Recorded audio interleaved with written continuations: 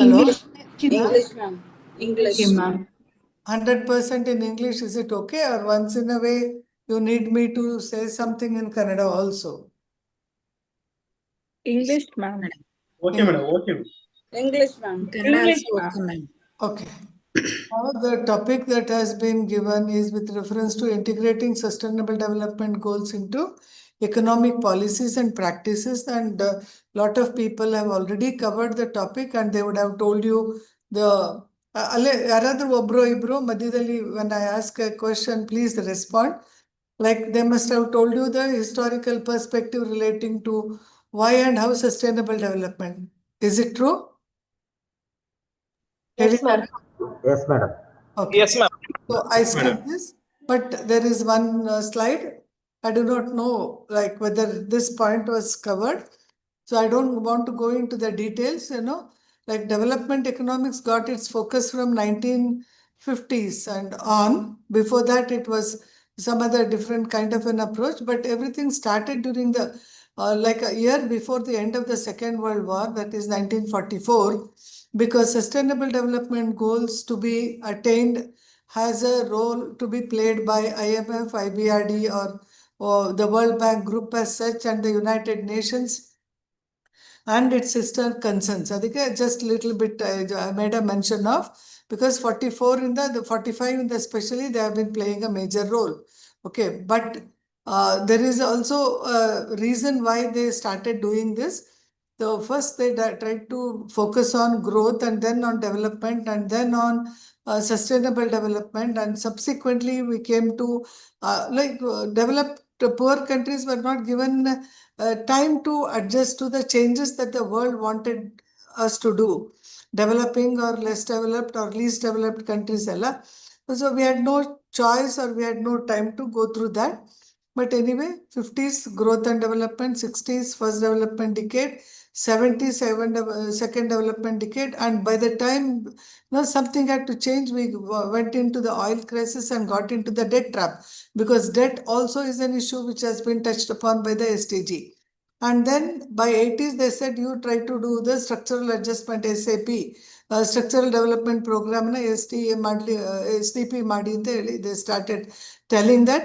And then with all this 1940s, in the 1990 tanakano, like we were not able to attain some kind of development that was felt it was desirable, and then they said approach itself is wrong, so we move on to human development anta. So Mehboob Haq, Amartya Sen did work on the human development and its index, and then when human development was in the pipeline and when it was getting implemented, so by the end of the millennium, they said, okay, we will have a millennium development goals. So 15 years target hakondu they tried to focus from 2000 to 2015, when it was not completely attained the sustainable development goals. So this history I skip all these issues. So and the goals you are familiar with, 8 of them got again reflected with an enhanced list up to 17 in the sustainable development goals. Now poverty, hunger, health, education, gender equality, and earlier there was no clean water and sanitation, clean energy, decent work, etc. They all got included in the new goals, some repeated and some the new ones. So now I also learned that it was a consumption and production. Climate change was a new issue that was included, and now my focus is on the 17th goal, because I learned that many were touching upon the previous goal, so I prefer to take up the 17th goal. 17th goal is one which is an enhanced goal, which focuses on attaining the previous 16 goals. How to address all the 16 goals, and how there should be some kind of a partnership for the attaining of the remaining 16 goals is the focus of the 17th goal. And this goal, it focuses on the collaboration, focusing on sustainable development, and they focus on couple of issues. For example, it is trade, technology, capacity building, and one second. and issues relating to partnership. So it has got some 25 indicators in that.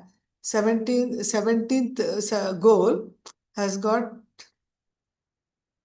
these issues: finance, technology, trade, system, that is macroeconomic policy stability, and the partnership to attain the other goals. And partnership is between the government and the private sector, society and the individuals. So it tries to focus on that. So it is an ambitious target set by the other 16 goals, which helps to attain. Now the 17th goal has 19 targets and 25 indicators. But one thing that we need to note here is 17, 5.1, 6.1, 7.1 to the last one, 17, 17.1. So in the 17th goal, 19 targets and the indicators. So some of these issues, they are reflected in the indicators. We do not have a strong data to represent or to discuss about the changes that have taken place during the last 10 years.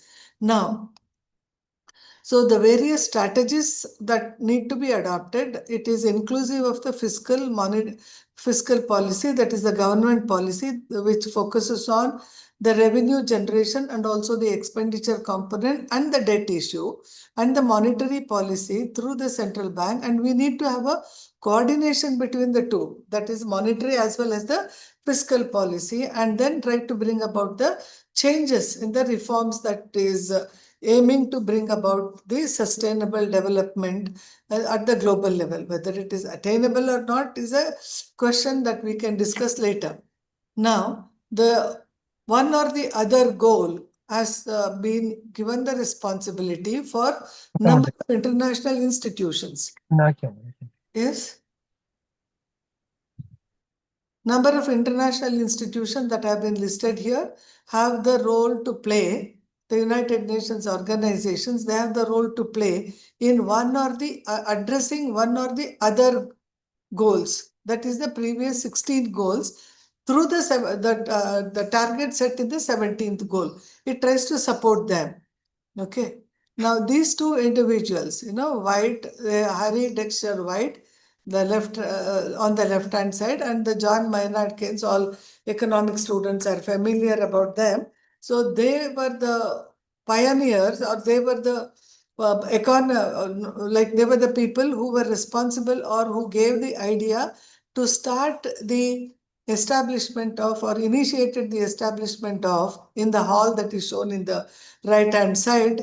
So they were the ones who gave a recommendation, because no one was sure when the Second World War was going to end. At that point of time, in 1944, in the Bretton Woods, New Hampshire, in the United States, 44 countries met to address the issues specially associated with trade. Now, because all were adopting protectionist policy, and they found that it is not the correct thing to do, and the countries they were facing a lot of problems. So 1 year before that, they all came to a conclusion that US was represented by White represented United States, and Keynes represented United Kingdom, because US was emerging to be a superpower by the end of the Second World War.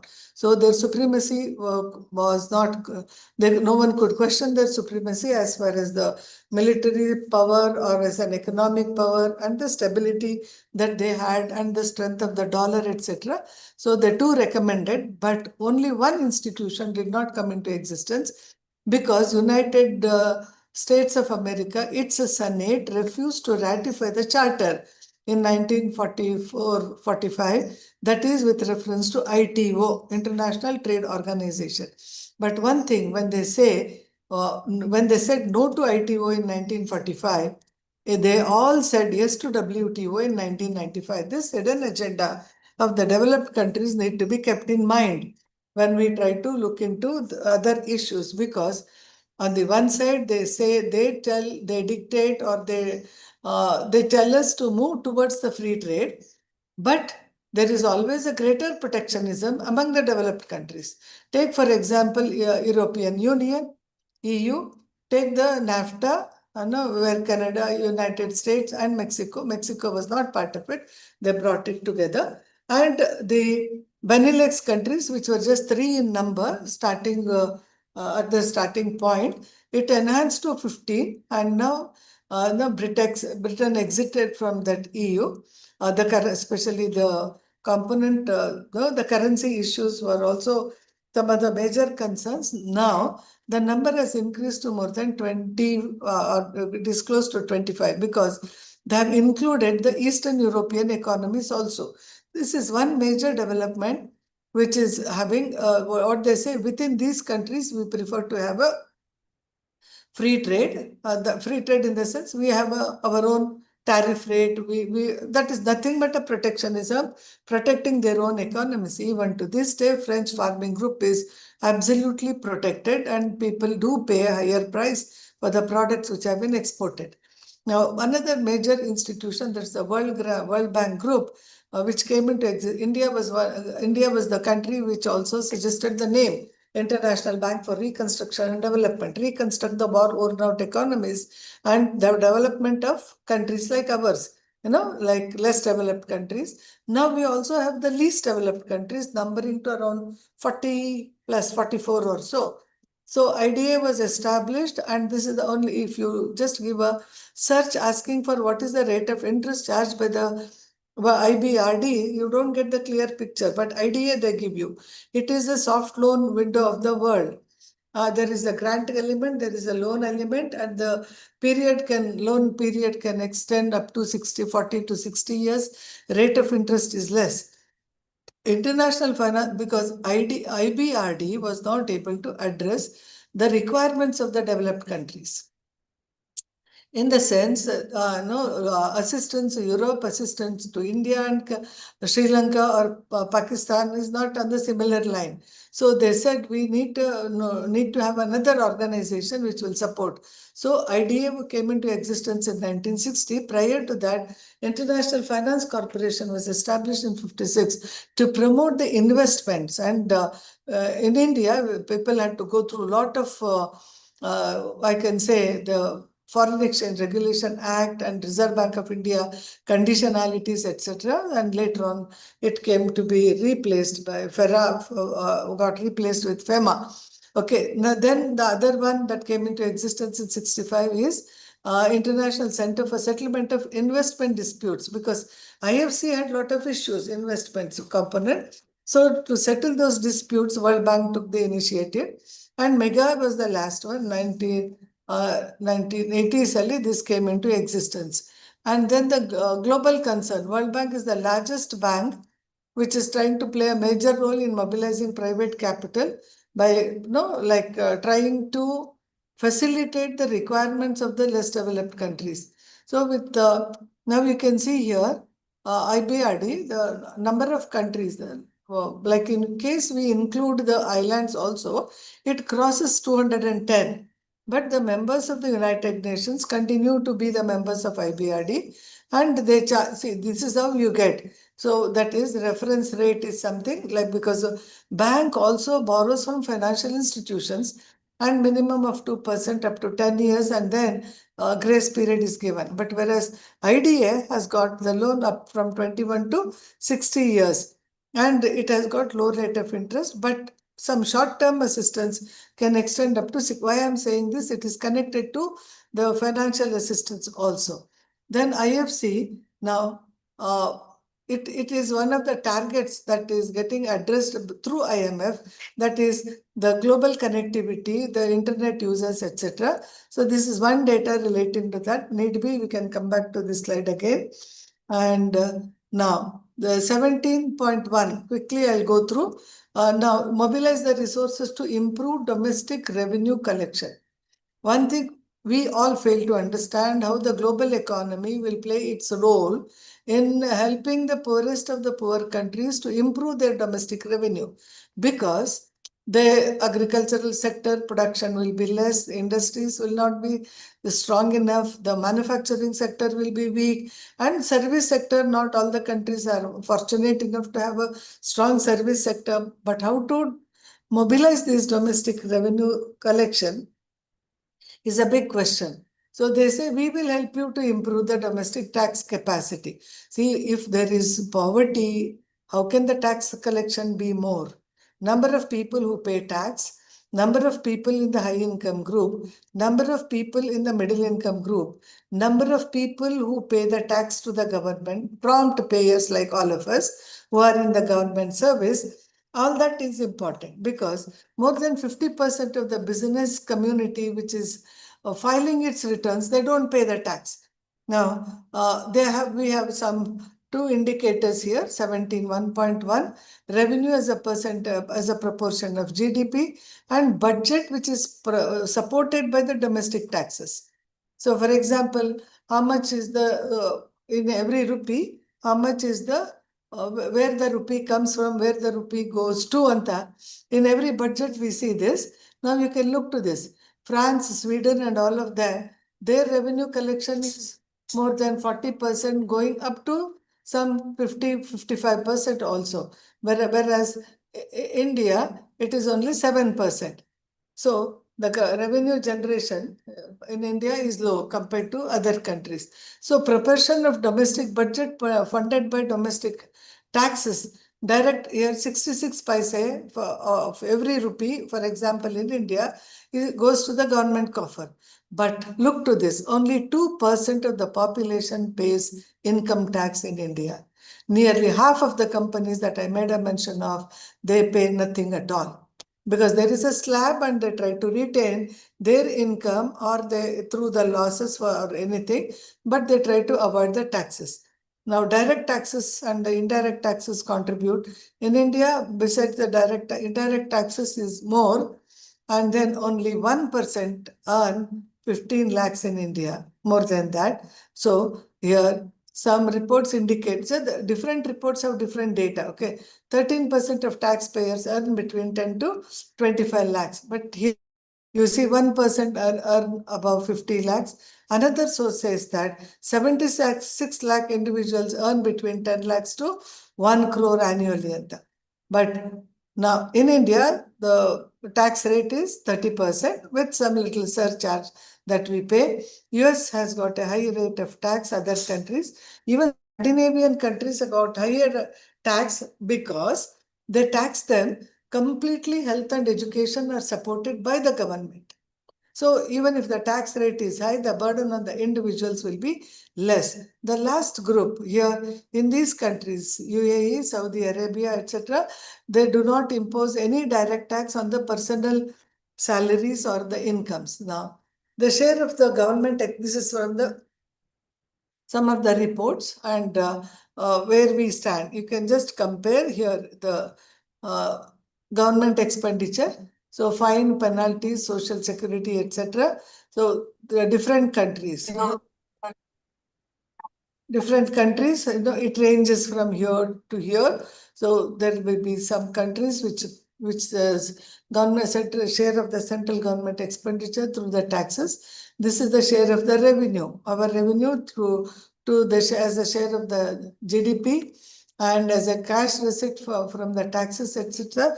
The social contribution is relatively less compared to some of the other countries. Now, implement all the development assistance. This is a very, very tricky issue.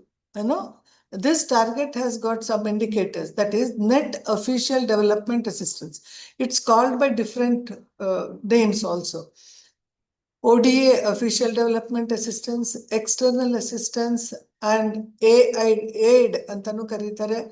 So all the, no, don't make it plural, okay? It is only aid, financial assistance. Now this official development assistance is earlier they started with two different approaches. One is whether it is a bilateral assistance or a multilateral assistance. Countries, the donors preferred bilateral assistance, whereas the recipients preferred multilateral assistance. And then there is little history to it. World Bank also constituted the consortium for 3 countries. Aid India Consortium. We had that.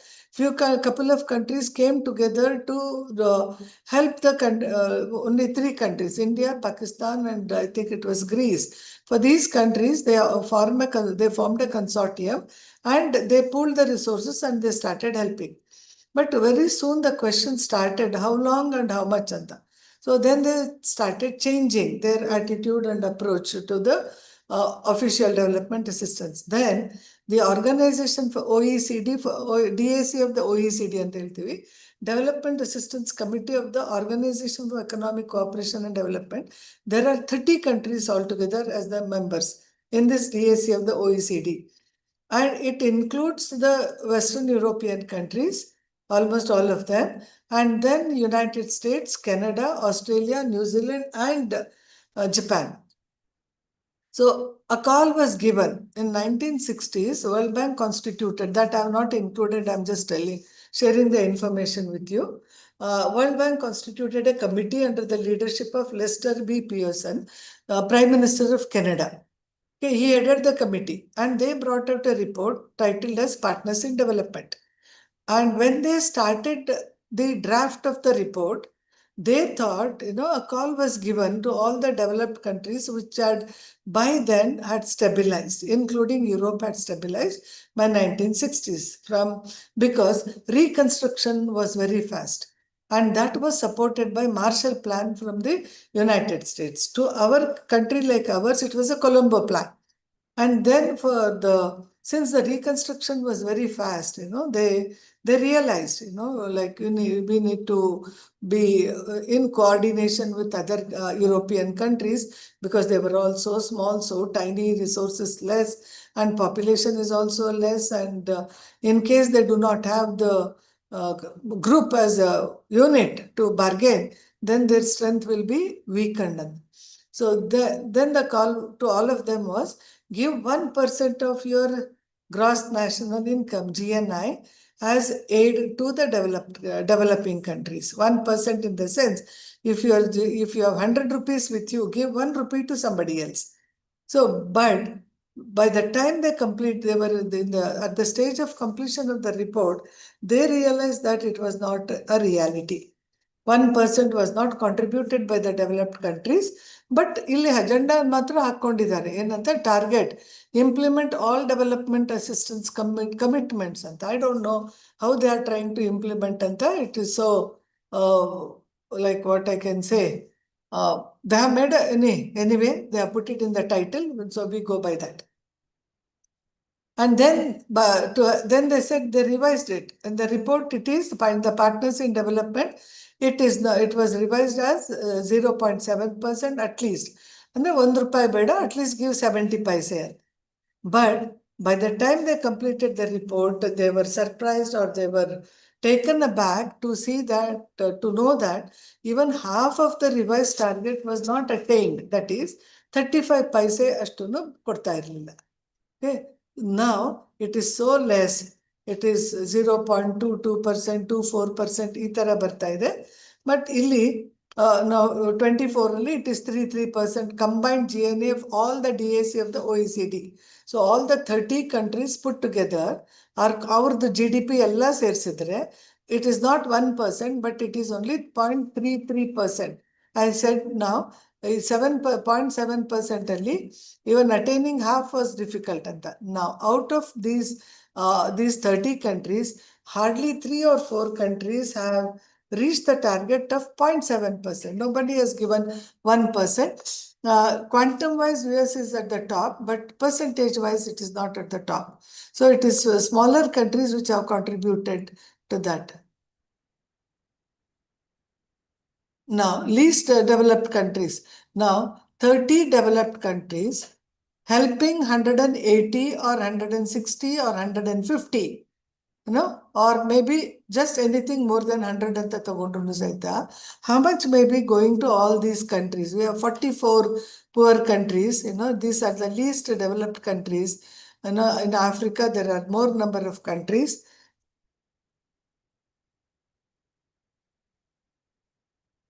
So IMF classifies 152 countries as developing. India is one of the major countries receiving the official development assistance. But per capita assistance, if we take, we are not in the major group. But quantum wise, yes, we get more assistance.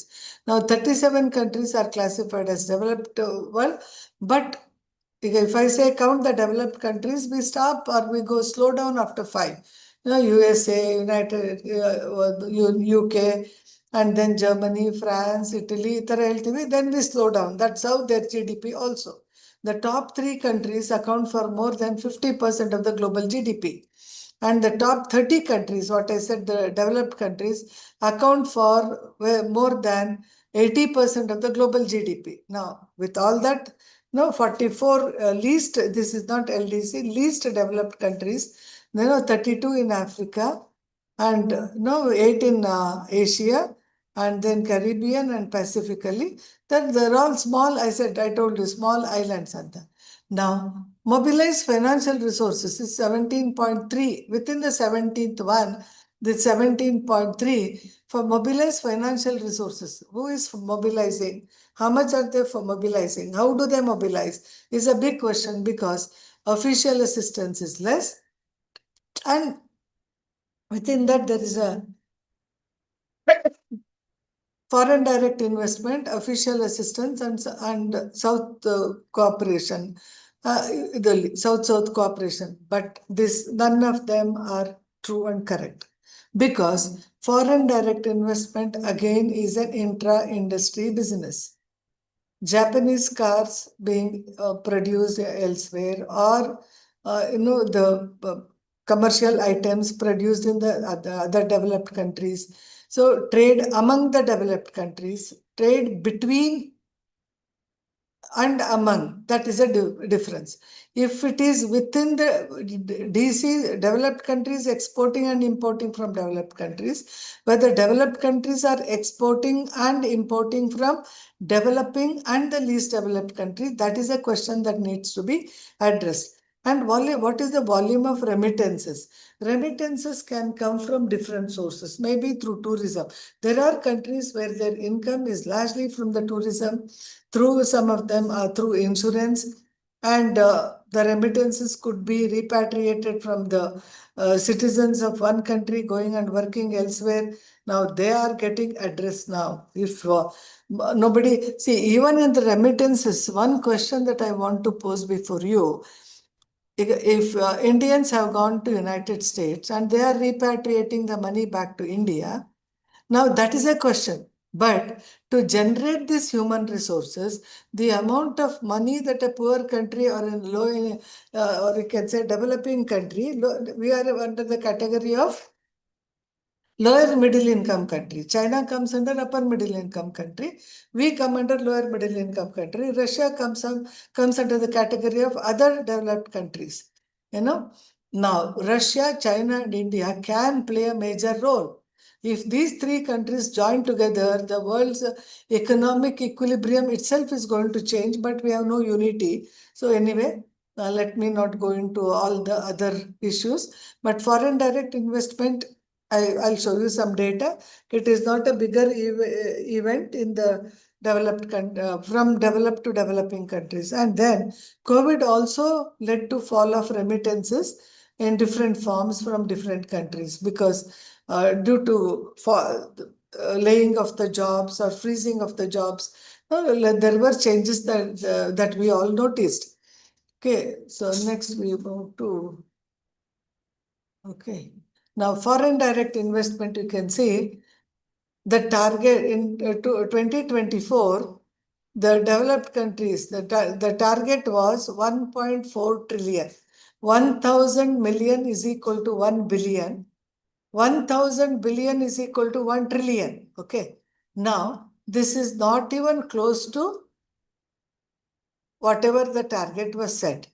It is, or maybe very little more than half of the target that was set. So developing countries are getting less than 1 trillion, not, no, 1,000 billion will be 1 trillion. So our investment, namgilla. So it is only hardly 37 billion in the least developed countries. Now, this figure represents only 2% of the global foreign direct investment flow to the least developed countries.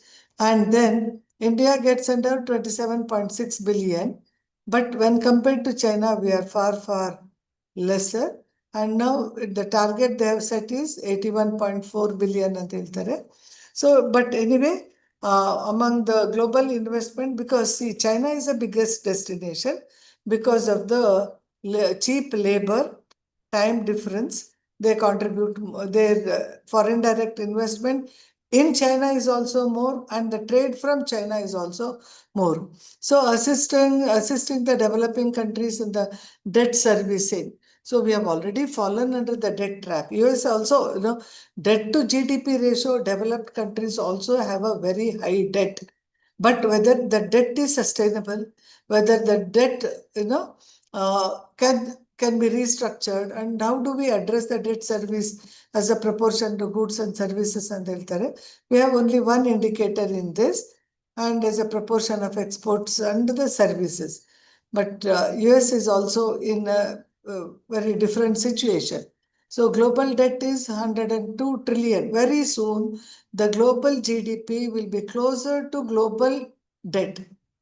Very soon, we are going to reach that stage. So we owe a lot compared developing countries. Our debt is also quite high, and then now IMF data. Now this is the countries where we fall under the category, like where it is 75%. The other countries that there are 100% or more data map relating to the debt component. And then United States, I told you, it has GDP ratio. More than their GDP, their debt is high. And France also follows with debt. And this is some observation that they have made. Now it is projected that according to World Economic Outlook, WEO refers to World Economic Outlook. Now it will reach the GDP. Global debt as a percentage of GDP by another few years will be close to 100%. This is the data according to the World Bank. Now they say invest in least developed countries, but whenever there is no profit, what would they invest? Now, in case we get McDonald's or Kentucky Fried Chicken, they are not the investments. So where do they invest? Wherever there is a profit, where they could repatriate the profit that was generated in one country to their home economy. It is like, for example, lot of people from Kerala, they have migrated to different states. You can see them everywhere in Mysore or in large part of Karnataka, you can see them. Now, the money generated here is repatriated back to Kerala. So many you also consider, we consider Kerala money order economy. A lot of money from Gulf countries, from other parts of the country, world and the country, it goes back and repatriation is there. Why do they come? Because they can make income. And with this income, wherever the profit is higher, they try to move to those places. Now they give a call, but how much have they invested? And the data showed that it is hardly 2% of the investment. So and now the global foreign investment is also expected to decline after 2020. And by 2020 only they said it will decline. Now it has also declined. Now knowledge sharing, this is a big question. Cooperative access, science, technology and innovation. Now I'll touch upon these two issues, North-South and South-South. North-South was a big dialogue in 1980s. And it was also, there is also a report that has been brought out by Willy Brandt, a chancellor from Germany. He was, his report is titled as North-South Gap. And the gap is so big. When I started my research in 1984 and 85, the gap between the rich and the poor country was just around 25 times. $1 to $25, simple. But now it is more than $75 to $1. So the North-South dialogue, they said, if you look to the map, other than Japan, one line is pierced through. You get that, branded line antane karitare adike. the brand, because Willy Brandt brought out that report and he has used that world map to show the gap between the rich and the poor. Not the gap, there is a gap. How much is the gap is a second question.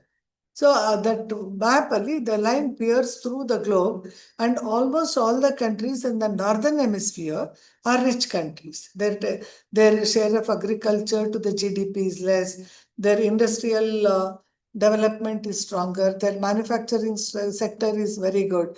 They are performing well. And then, but this is there are two things that we need to look into. One is the occupational structure and the production structure. Occupational structurally, developed countries' dependency on agriculture is hardly 4 to 8% or maximum 10%. But the contribution to the agricultural production is very high. But share of this total quantum to the GDP of that country is less. But industrial sector, the contribution is more compared to agriculture. Manufacturing is still better, and the service sector is very high. And the population dependent on service sector is also high, and also earning and remittance, earning and contribution to the GDP is also high in developed countries.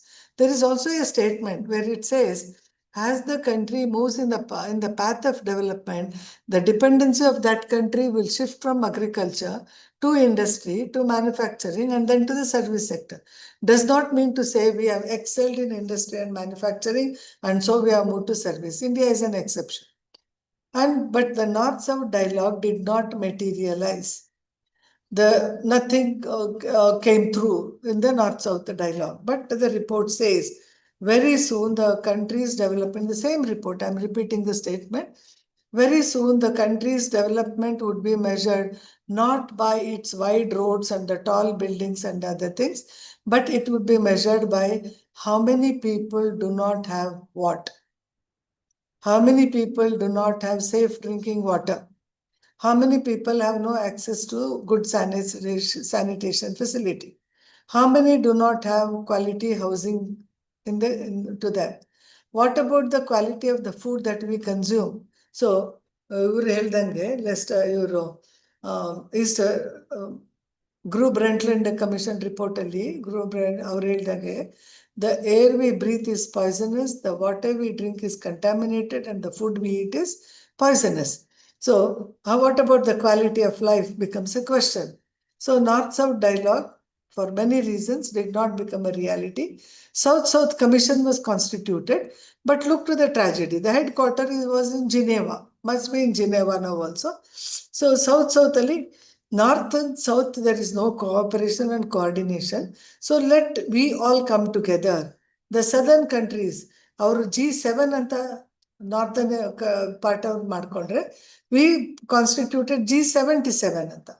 This is all to do with 1980s and little bit part of 1990, not beyond that. Now, from our country, before Manmohan Singh, before he became the finance minister and before that as UGC chairman, he was heading the South-South Commission in Geneva. But only the reports came out and nothing became a reality. G77 was not allowed to function, but even lack of coordination and cooperation among our countries could also be the reason. Now, science, technology. So, next coming to South-South cooperation fail aitalla, then smaller groups bantu.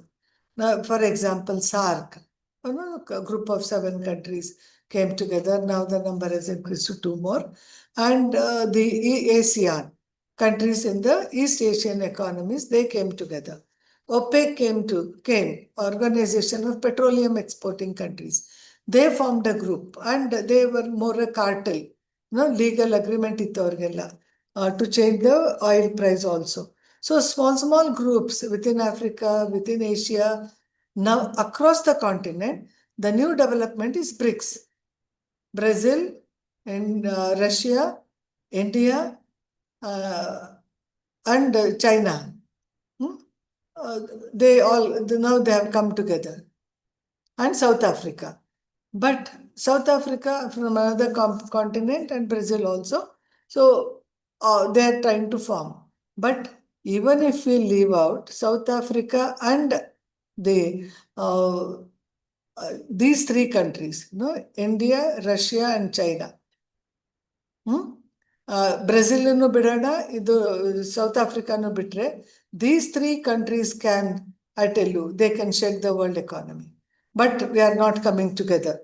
And South Aitu, regional cooperation, regional groupings, ASEAN, SAARC, etc. Even there we do not have good coordination and cooperation. ASEAN is better than compared to SAARC. And this target, the 17th one, has got fixed internet and that way India, because of its technological advancement and also mobile phones, it has whatever be the negative impact of the mobile phones, but we do have number of sectors in the service sector producing that. Now promote sustainable technologies. See, mobile itself is an unsustainable technology.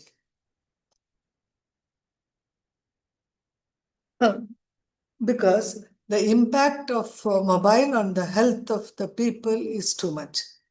Impact of the internet users, impact of working for long hours on the computers, they are technology, no doubt.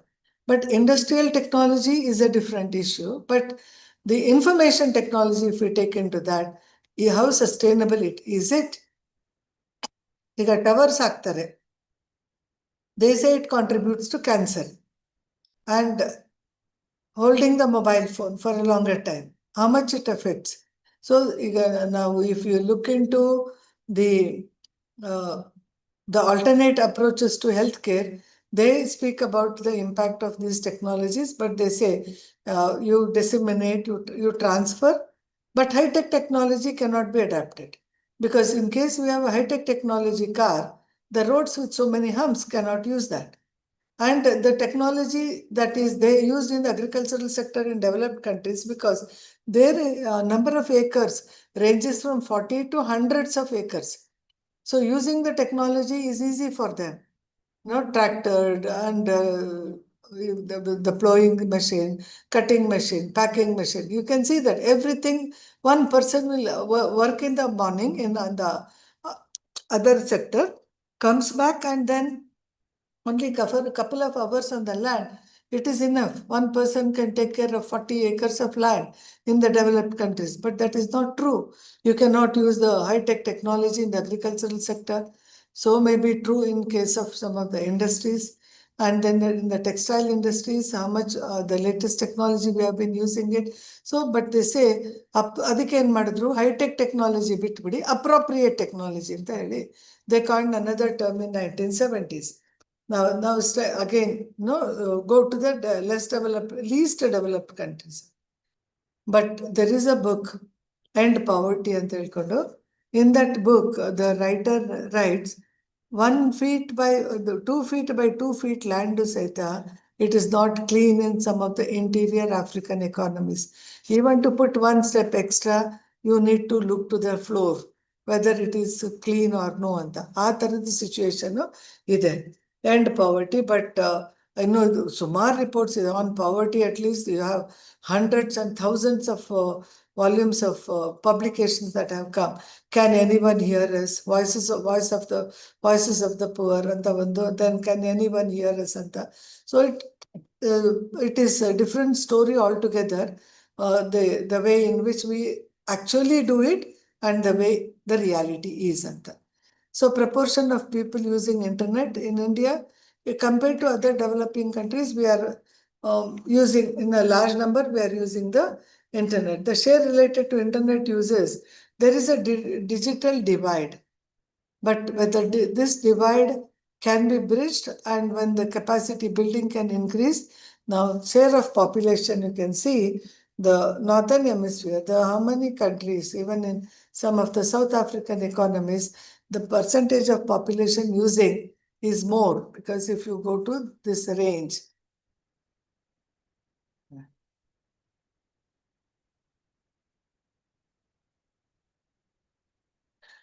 So the number compared to, we are better compared to other developing countries. We are in a better position. But see, more than 60% of the population, they may use the mobile. But how about the internet? They won't have the access to internet. So educated class will use more of internet, and industrial sector, service sector, they will use that. So compared to neighboring countries, we are better. You can see that. If the neighboring countries are ranging between 40 to 50, or we are in the range of 60 to 70. So compared to others, we are in a better position. So and proportion of people using the internet, I think. Now North South, and now they call 17.9 ಅಲ್ಲಿ SDG capacity has to enhance the goals again ಮತ್ತೆ North South South South triangular cooperation ಅಂತಾರೆ. But see, when there is a little bit of cooperation between India and Russia, it is being opposed. You don't trade with them, you don't do this, you don't do that ಅಂತ conditionality. Next ಅಲ್ಲಿ ಹೇಳ್ತಾರೆ respect the leadership of the countries ಅಂತಾನು ಹೇಳ್ತಾರೆ. One of the ಇಲ್ಲೇನಂದ್ರೆ targets, ಈ target ಅಲ್ಲಿ they also include this one of the indicator ಅಲ್ಲಿ ಹೇಳ್ತಾರೆ.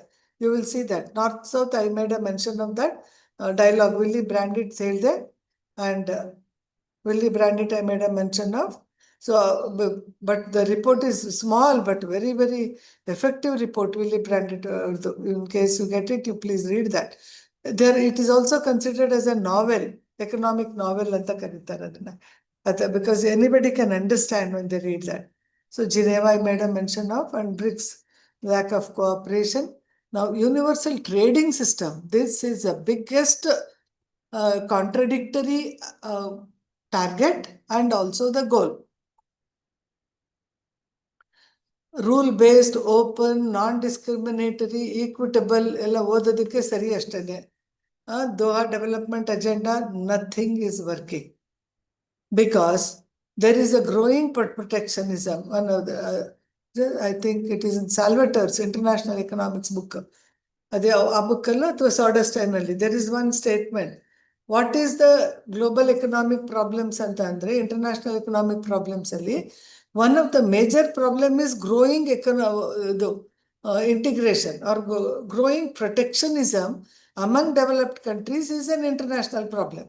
ಇಲ್ಲೇನು ಹೇಳ್ತಾರೆ, ನೀವೆಲ್ಲರೂ ಫ್ರೀ ಟ್ರೇಡ್ ಮಾಡಿ, you all trade freely, you open up your economy, we will come and dump our things, but your quality of the products are not good, so you cannot dump in our country.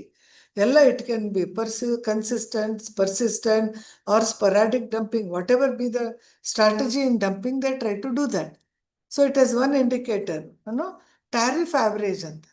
And then why is Bush levying a tariff of 50% on India, 25% only on China? Why this discriminatory approach? ಹೇಳ್ತಾರೆ ಇಲ್ಲಿ non-discriminatory. And World Trade Organization, I don't know whether anyone has read World Trade Organization in such a huge volume. We read through in the appendix. Whatever we want, you just look to that and finish the world, because the service sector, for example, I'm just referring to 160 items are listed in the service sector in WTO. Including mineral water. So, cradle to grave is a service sector. Health is a service sector.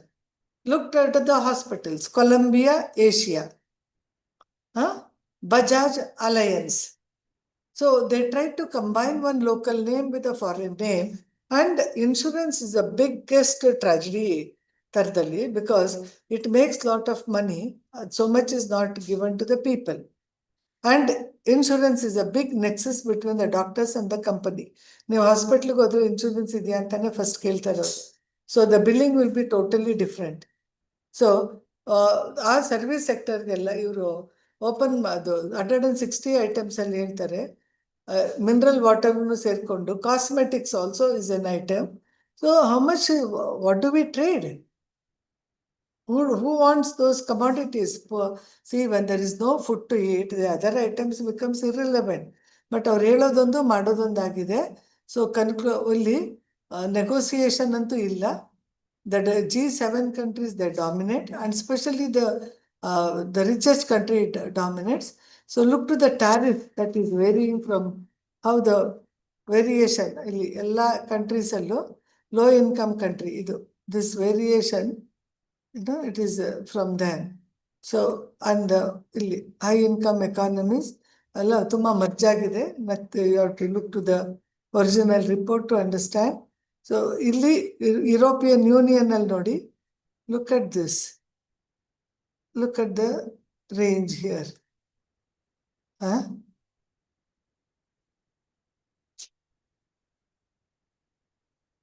Look at that. EU nali it is less. And then illi, how much is the variation in the low income economies? Illi, you can see this.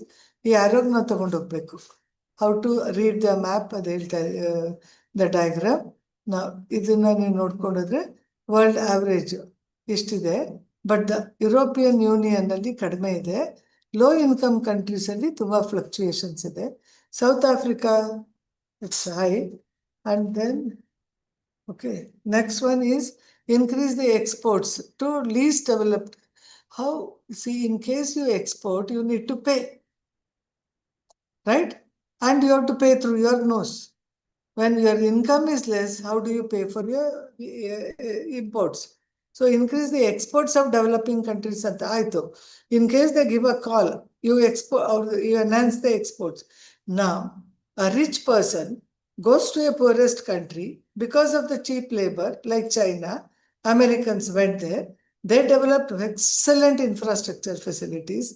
Excellent andre from Mysore to Mandya, it is less than 7 minutes. That is the distance coverage in the train. From starting to the landing, 7 minutes only you can reach the place. But the highest speed will be within 3 minutes only. So when they have to slow down, when they start, it is slow. When they stop, it will be a little slow. So that is the technology that they have devised. Now, if US goes to China, makes a huge investment, develops its hotel, roads, etc., 6 lanes, 8 lanes, all the infrastructure, because labor, water, and electricity all were cheaper in China. So a lot of US companies went to China and started investing. Now, similarly, if there is some poor country which can support them, Bangladesh ku bandru textiles ella tagondu. But what did they do to the Bangladesh economy? Geopolitics, they finished them. Coming up again, going back to the old situation may be very hard for our neighboring country. Now, ಅವ್ರದ್ದು export ಜಾಸ್ತಿ ಆಯ್ತು ಅಂತಂದ್ರೆ there will be repatriation, but there is no development. Only there will be partial development because the job may be created.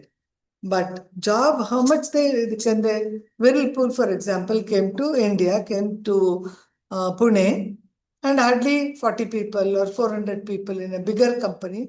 So if they are working, what is the benefit? So what kind of jobs are created for us and what kind of jobs are created for their country people?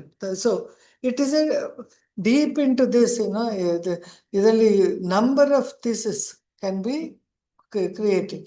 Now, high income countries, the export component ananodi, because more than 70% of the global trade is controlled by top 3 countries.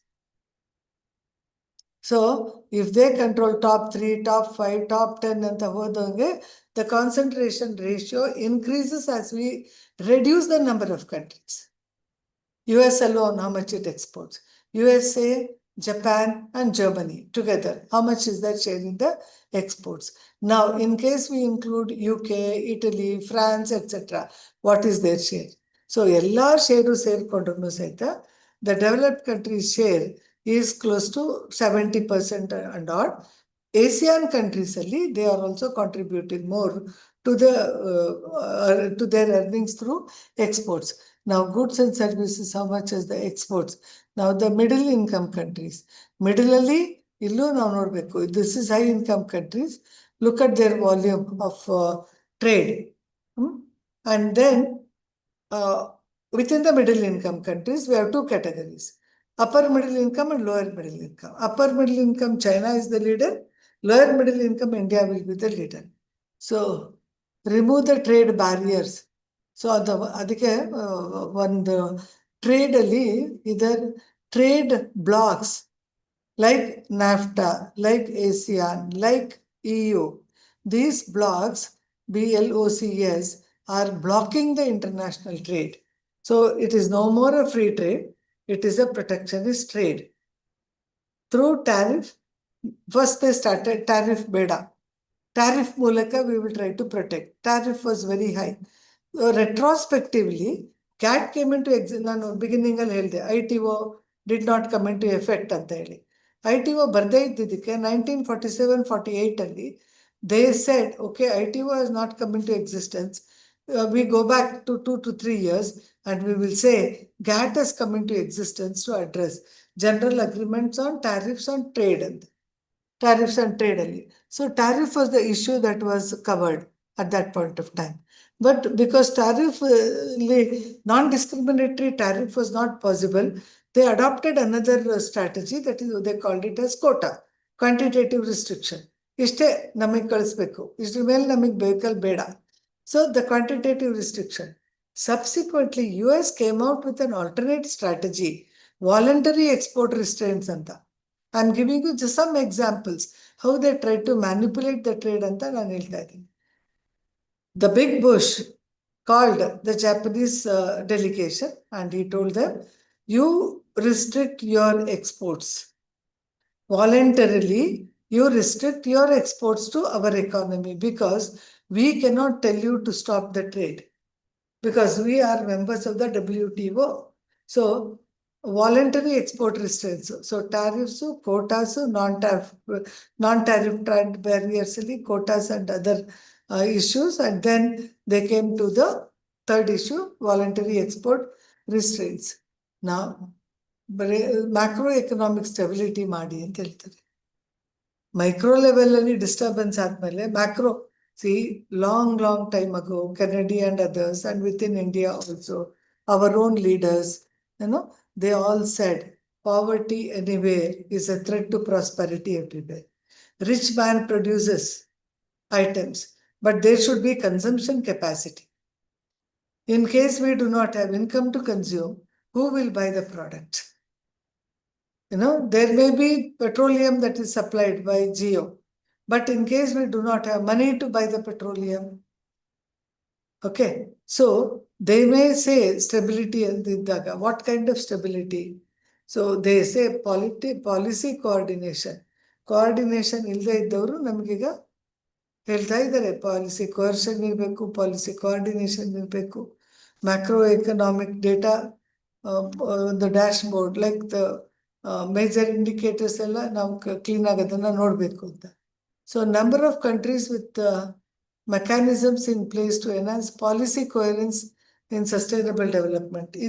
This was their target. ಅದರಲ್ಲಿ ಒಂದು indicator ಎಷ್ಟಕ್ಕೆ ಕೋರ್ಷನ್ ಇದೆ ಅಂತ ಹೇಳಿ. So policy coercion in sustainable development is important, no doubt, but they consider it as ineffective. ಅದಾಗಿಲ್ಲ. 2022 they said developed countries, they brought out a report. Every year they bring out lot of articles and volumes on SDGs, and in one of them they said it is not a reality because policies are very ineffective, and bridging the institutional leadership ಅಂತ ಹೇಳ್ತಾರೆ, even that is not a reality. But anyway, ಇಲ್ಲಿ respect national leaders ಅಂತ ಹೇಳ್ತಾರೆ. Establish, implement policies for poverty eradication and sustainable anta. But you can see Ukraine president na karisbittu how the American president just kicked him out of the White House. So are they respecting the leadership of other countries? So that's a question. If you are not respecting the leadership, then your leadership also can be disrespected. But big Bush, big what I can say, share will be there by the rich countries. ಯಾಕಂದ್ರೆ ನಮ್ಮ ಕನ್ನಡದಲ್ಲಿ ಒಂದು ಗಾದೆ ಇದೆ, ಬಡವನ ಕೋಪ ದೌಡದ ಮೂಲ ಅಂತ ಅನ್ನಂಗೆ. Even the same thing holds good for the poor countries. But with all that, self-esteem, self-realization, and trying to be focusing on our own, ಸ್ಕೂಲಲ್ಲಿ ಇದ್ದಾಗ ಹೇಳೋರು ಮೈಂಡ್ ಯುವರ್ ಓನ್ ಬಿಸ್ನೆಸ್ ಅಂತ. ಬಟ್ ಇವತ್ತೇನಾಗಿದೆ, ಜಿಯೋಪಾಲಿಟಿಕ್ಸ್ ಅಲ್ಲಿ countries are not allowed to mind their own business. especially India, because it is emerging to be one of the strong economies. GDP growth may be more, but per capita income wise, we are still less. But with all that, they are opposed to our country. Reasons you can see in number of newspapers, etc. So, the countries, how much the country and how much are they being involved, how much are we, the clarity la. So I just skip that diagram. So global partnership, we are coming to end.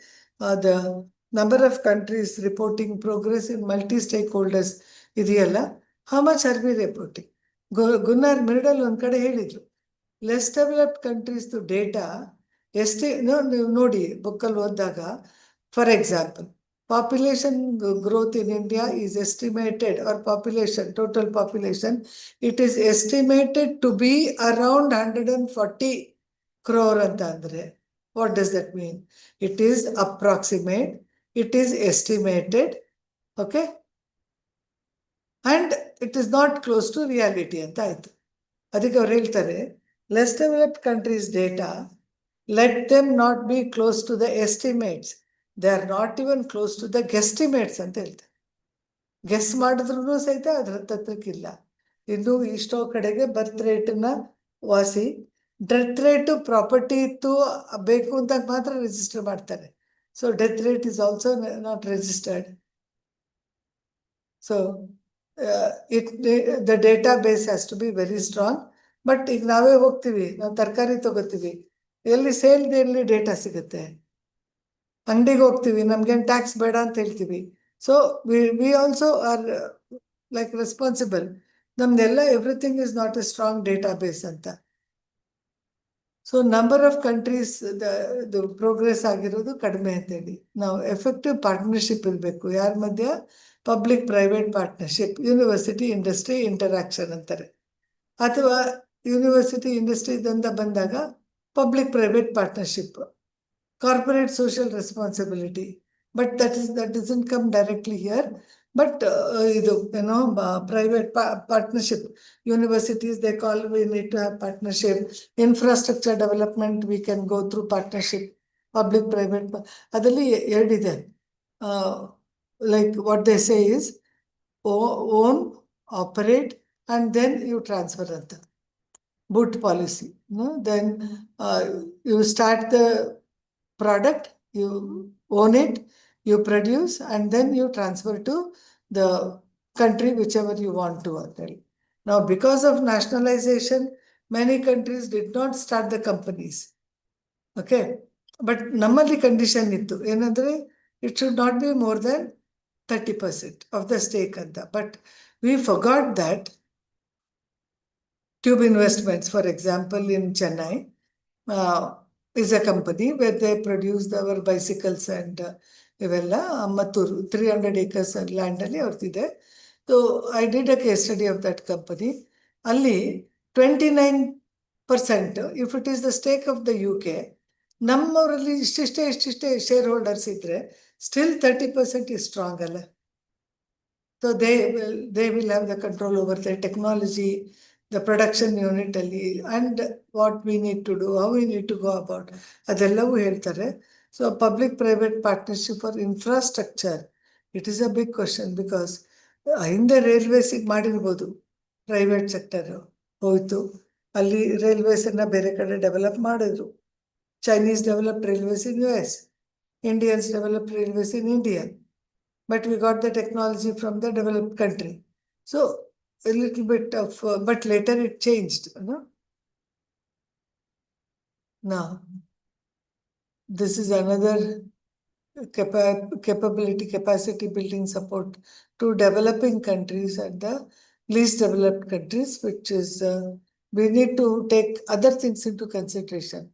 And we need to create database, income-wise, gender-wise, age-wise, race-wise, ethnicity, migratory, disability, geographic location, etc.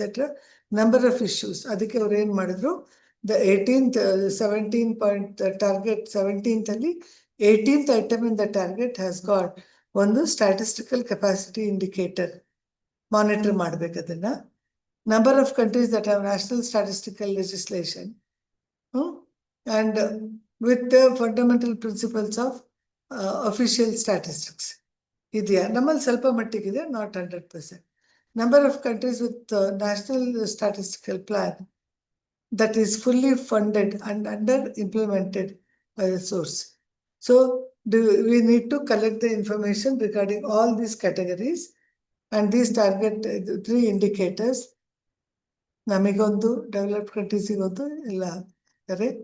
ನಾವು half of the funding required for the data ಸ್ಟ್ಯಾಟಿಸ್ಟಿಕ್ಸಿಗೆ ಅದನ್ನು mobilise ಮಾಡೋಕ್ಕಾಗಿರಲಿಲ್ಲ. ಪ್ರಪಂಚಾದ್ಯಂತ you mobilize the data, even half of the set target was not attained by 2017. Now the 19th one, gross domestic product ತಗೊಂಡು what we need to do is the capacity of these developing countries for furthering the development through the value that can be generated and strengthen the statistical capability, and also proportion of countries which have conducted at least population and housing census ಮಾಡಿದಾರ. ನಮ್ದಿನ್ನೂ census report ಬಂದಿಲ್ಲ ನೋಡಿ latest. So ಆ census ರಿಪೋರ್ಟಿನ ಪ್ರಕಾರ ಏನೇನು data ಸಿಗ್ಬೋದು. ಆದರೆ ಸೆನ್ಸಸ್ಸನ್ನು collect ಮಾಡೋಕ್ಕೆ ಕಳಿಸಿದಾಗ ಜನ, ನನಗೆ ಗೊತ್ತಿದೆ, ಹೊರಗಡೆ ಕೂತ್ಕೊಂಡು ಫಿಲ್ ಮಾಡಿರೋವಂಥ ಇನ್ಸ್ಟೆನ್ಸಸ್ಸು ಇದ್ದಾವೆ. ಮತ್ತು ಅದಾಗದೇ ಇದ್ದಾಗ how much can we rely upon the data. ನಾವು ಈಗ ಯಾವ್ಯಾವ ಈ ಇಂಡಿಕೇಟರ್ಸ್ ಇದೆಯಲ್ಲ, ಈ 17.1 and 2 ಮತ್ತು 2.1, 9.1, ಈ ಯಾವ್ಯಾವುದು ನಾವು ಇಂಡಿಕೇಟರ್ಸನ್ನ ಟಾರ್ಗೆಟ್ 17 ಒಳಗಡೆ ನಾವು ಈ ಇಂಡಿಕೇಟರ್ಸ್ನ ತಗೊಂಡಿದ್ದೀವಿ. ಆ ಎಲ್ಲ ಇಂಡಿಕೇಟರ್ಸನ್ನ ಜವಾಬ್ದಾರಿಯನ್ನು ಅವರು ಈ ಮಾನಿಟರಿ ಫಂಡಿಗೆ ಅಥವಾ ಬೇರೆ ಬೇರೆ ಆರ್ಗನೈಸೇಷನ್ಸ್ಗೆ ಅವರ ಜವಾಬ್ದಾರಿಯನ್ನು ಕೊಟ್ಟಿದ್ದಾರೆ. ಬಟ್ ಇದರ ಮ್ಯಾಪ್ ಯಾಕೆ ಕೊಡ್ತಾರೆ? ಡೇಟಾ ಬೇಸ್ ಇದ್ದಿದ್ರೆ. ಎಕ್ಸಾಕ್ಟ್ ಡೇಟಾ ಇಲ್ಲ ಅಂತಾನೆ ಮ್ಯಾಪ್ ನೋಡಿ ಅರ್ಥ ಮಾಡ್ಕೊಳ್ಳಿ ಅಂತ. How much can we understand through the map? Range ಗೊತ್ತಾಗ್ಬೋದೇ ವಿನಃ ಆಕ್ಚುಯಲ್ ನಮಗೆ ಗೊತ್ತಾಗಲ್ಲ ಮ್ಯಾಪಿಂದ. So every now and then they bring out sustainable development goals to General Secretary and ಮಾಡ್ತಾರೆ. They try to bring out the report, and lot of tension started after COVID and challenges after COVID-19 because things became very uncertain. Things became very scary also. The post impact of COVID ಏನಾಗುತ್ತೆ ಅದರದ್ದು ನಾವು ನೋಡಿದ್ರೆ it is different experience in different countries. Now ಇಲ್ಲಿ observations ಕೊಟ್ಟಿದ್ದಾರೆ impact of COVID-19 ಅಲ್ಲಿ. So the reaction ಇದೆಯಲ್ಲ, ಇದೊಂದು ಕನಸಿನ ಥರ ಹೇಳಿ ಇದನ್ನ ಹೆಂಗೆ ಅಚೀವ್ ಮಾಡ್ಬೋದು ಅಂತ ಹೇಳ್ತೀವಿ ಪೆಂಡಮಿಕ್ ಅಲ್ಲಿ ಅಂತ ಹೇಳ್ತಾರೆ. ಬಟ್ ಅದು ಕಷ್ಟ ಇದೆ ಇದನ್ನು. ಸೊ ಇಲ್ಲಿ financing for economical advancement world wise poorest ಕಂಟ್ರೀಸ್ಗೆ ಅಂತ ಹೇಳ್ತಾರೆ, but not all the poorest countries have been addressed. So private, public, private, public to public, public to private, private to private, private to public, private to public to civil society. ಈ ಎಲ್ಲ ಕಡೆಗೂ coordination ಬೇಕು ಅಂತ ಇನ್ನೊಂದು ಅಂಶವನ್ನು ಅಲ್ಲಿ ಸೇರಿಸ್ತಾರೆ. But ಇಲ್ಲಿ energy, infrastructure, transportation. In India no other country has come forward to invest. ನಾವು ಬ್ಯಾಂಕ್ ಲೋನ್ ತೊಗೊಂಡು ಮಾಡಿರ್ಬೋದು, ಏಷ್ಯನ್ ಡೆವಲಪ್ಮೆಂಟ್ ಲೋನ್ ತೊಗೊಂಡು ಮಾಡಿರ್ಬೋದು, but exclusively for these facilities coming forward to make an investment because they don't get back anything in return quickly. So when you don't get back your return quickly, the investment component will be less. ಇದನ್ನಾಗಲೇ ಹೇಳಿದ್ದೀನಿ, achieve ಮಾಡೋಕ್ಕಾಗಲ್ಲ, ಆಗಿಲ್ಲ. 70 ವರ್ಷ ಮೇಲೆ ಆಗಿದೆ. ಈ ಒಂದು 40s ಇಲ್ಲಿ ತನಕ ನಾವು ತಗೊಂಡ್ರೆ 80 ವರ್ಷ, 84 ವರ್ಷದಿಂದ ತಗೊಂಡ್ರು ಸಹಿತ we have not reached the target. So attaining the target ಅಂತ ಅಂದಾಗ ನೀವು ಕೊಡಿ, ಅವ್ರು ಕೊಡಲ್ಲ, ನಾವು ಬಿಡಲ್ಲ ಅಷ್ಟೇ. ಸೊ ಇಲ್ಲಿ FDI ಫ್ಲೋಸು ತಗೊಂಡ್ರೆ ಲೀಸ್ಟ್ ಡೆವಲಪ್ಡ್ ಕಂಟ್ರೀಸ್ಗೆ ತುಂಬ ಕಡಿಮೆ ಇದೆ. ಅದು if it is less what happens ಅಂತ ಈ ಗ್ಲೋಬಲ್ ಕಮ್ಯುನಿಟಿನಲ್ಲಿ ಚೀಫ್ ಎಕಾನಮಿಕ್ ಅಡ್ವೈಸರ್ಸು ಮತ್ತು ಬೇರೆಯವರು ಅದ್ರ ಬಗ್ಗೆ ಮಾತಾಡಿದ್ದಾರೆ. World bank group chief economist, senior vice president of Vice President, what all they have commented, you can just look to now. Again, in sum and substance, global partnership you need to revitalize collaboration among governments, business, civil society, and individuals, mobilization of financial resources and sharing of knowledge and technology, but ensures that the remaining 16 are none of them have been left behind. Whether it is attainable or not, humanitarian cause ಕೊಡಬೇಕು, disaster ಕೊಡಬೇಕು, ಆಮೇಲೆ United States ಹೇಳಿದಾಗ ಬೇರೆ ಕಡೆಗೆ ನಾವು ಕೊಡಬೇಕು, disaster ಮ್ಯಾನೇಜ್ಮೆಂಟಿಗೆ ನಾವು ಕೊಡಬೇಕು, ಅರ್ಥಕ್ವೇಕ್, ಫ್ಲಡ್, ಫ್ಯಾಮಿನು ಇದೆಲ್ಲದಕ್ಕೂ ಕೊಡಬೇಕು, ಎಷ್ಟು ಸಾಧ್ಯ ಇದೆ ಕೊಡಲಿಕ್ಕೆ ಅನ್ನೋದು ಬರುತ್ತೆ. ಓಕೆ, ಇವಾಗ ಈ ಡೇಟಾ ಮೊಬಿಲೈಸೇಷನ್ 7 trillion ಅಂತ invest required in SDGs. Total ODA reached was only 147.2 billion. ಅದು ಎಷ್ಟು ಅನ್ಕೊಂಡಿದ್ರು ಅದ್ರಲ್ಲಿ ಅರ್ಧದಷ್ಟು ಬಂದಿಲ್ಲ ಅಂತ ಹೇಳ್ತಾ ಇದ್ದಾರೆ. ಸೊ ಲಾಸ್ಟ್ ಅಬ್ಸರ್ವೇಷನ್, ಇನ್ನು ಉಳಿದಿರೋದು 5 ವರ್ಷ, ಗೋಲ್ಸು 17, ಏನ್ ಮಾಡ್ತಾರೆ ಗೊತ್ತಿಲ್ಲ, ಎಷ್ಟು ಅಟೆಂಡ್ ಮಾಡ್ತೀವಿ. ನನ್ನ ಪ್ರಕಾರ global dependence on achieving the sustainable goals is not a reality. It cannot happen. Okay, so I'm done.